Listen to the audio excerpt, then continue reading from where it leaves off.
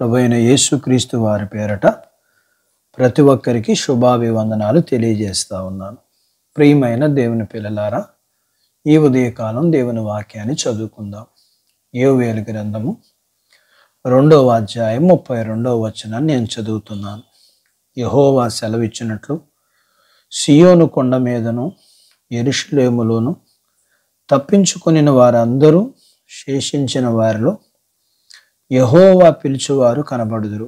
ఆ దినమున యెహోవా నామమును బట్టి ఆయనకు ప్రార్థన చేయు వారందరూ రక్షింపబడుదురు. దేవుడు తన మాటలు మన కొరకు దీవించును గాక. ఆమేన్. ప్రియమైన దేవుని బిడ్డ, ఏ రోజు కష్టం వస్తుందో ఆ రోజున నీవు దేవుని దగ్గరికి వచ్చినట్లయితే ఆ కష్టం నుంచి దేవుడు నిన్ను రక్షిస్తాడు. ఆయనకి ఏమని పేరు అంటే రక్షకుడు అని పేరు. ఎవరి రక్షకుడు అంటే యేసు. యేసు అని పేరుకు అర్థం తన ప్రజలను వారి పాపము నుండి రక్షించడానికి వచ్చిన రక్షకుడు కదా. ఈ లోకంలో దేని విషయంలోనైనా కొన్ని విషయాలలో కొంతమందిని రక్షించగలరు, కానీ ఈ ప్రపంచంలో పాపము నుండి రక్షించగలిగింది మాత్రము ఒక్కరే. ఎవరు ఆయన అంటే ఆయన యేసు. ఎందుకనంటే ఆయన పాపము లేనివాడు. ఈ యేసు పరిశుద్ధుడు. ఈ యేసు జన్మతః పాపము లేనివాడు. ఈ యేసు కర్మతః పాపము లేనివాడు. మానవులందరినీ వారి వారి పాపములను రక్షించుటకు వచ్చినవాడు. కష్టకాలంలో ఈయన నమ్ముకొనదగిన సహాయకుడు. నీవు ఏ కష్టములో ఉన్నావు, అది ఏదైనా సరే నువ్వు ఆయన దగ్గరికి వచ్చి ఆయనకు ప్రార్థన చేస్తే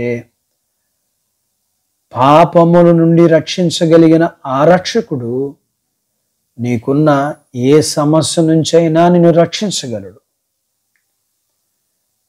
నువ్వు ఎవరివైనా సరే, నువ్వు ఏ జాతి వాడివైనా సరే, ఏ కులం వాడివైనా సరే, ఏ మతము వాడివైనా సరే, ఏ దేశము వాడైనా సరే, నీవు ఏ పట్టణస్థుడు వాడివైనా సరే, ఆయనకు ఏ భేదము లేదు. ఆయనకు నువ్వు ప్రార్థిస్తే ఆయన నిన్ను రక్షిస్తాడు. పరిశుద్ధ గ్రంథములో జరిగిన ఒక సంఘటన గురించి మీకు నేను జ్ఞాపకం చేయాలనుకుంటున్నాను. హిజ్కియా అనే ఒక యవనస్తుడు యవన కాలంలో రాజు అయ్యాడు. దినాలు గడుస్తూ ఉన్నాయి. అతడు మంచి భక్తిపరుడుగా ఉంటా ఉన్నాడు. అతని రాజ్యం మీదకి మరొక శత్రువు రాజు వచ్చాడు. అతని రాజ్యం చుట్టూ కూడా శత్రు సైన్యం అంతా కూడా చుట్టుముట్టి ఉన్నది పట్టణాన్ని నాశనం చేయటానికి. అయితే ఈ రాజు, ఇతని యొక్క కుటుంబం, ఇతని యొక్క ప్రజలు అందరూ కలిసి ఉపవాసం ఉండి దేవుని దగ్గర ప్రార్థన చేశారు. వారికి వచ్చిన కష్టాన్ని బట్టి, వారి మీదకి వచ్చిన శత్రువుని బట్టి, వారి మీదకి వచ్చిన సైన్యాన్ని బట్టి. అయితే దేవుడు ఏం చేశాడంటే, దేవుడు వారి ప్రార్థన విన్నాడు.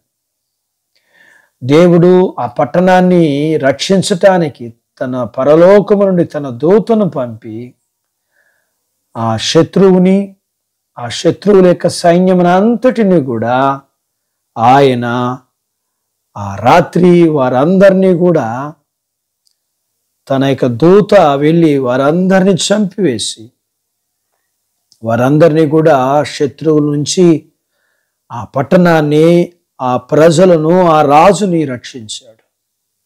ఈ ఉదయం వాక్యం వింటున్న ప్రియమైన దేవుని బిడ్డ, ఏ దినమున కష్టం వస్తుందో ఆ దినమున నువ్వు గనక కష్టకాలములో నమ్ముకొనదగిన సహాయకుడిన, కష్టం వచ్చినప్పుడు ప్రార్థన చేయమని దేవుడు చెప్తున్నాడు. ఆ రాజుకి, ఆ పట్టణానికి, ఆ ప్రజలకి సహాయం చేసిన దేవుడు ఈ ఉదయకాలం నీకు కూడా సహాయం చేయటానికి ఇష్టపడుతున్నాడు. అట్టి బాధ్యత దేవుడు వాక్యం వింటున్న మీ అందరికీ దయచేయునుగాక. ఆమేన్. మీ ప్రార్థన వినుగాక. ఆమేన్. మీకు సహాయం చేయునుగాక. ఆమేన్. ప్రార్థించుకుందాం. ప్రేమ కలిగిన తండ్రి, ఈ ఉదయకాలం వాక్యం వింటున్న మీ పిల్లల కొరకు ప్రార్థన చేస్తా ఉన్నాను.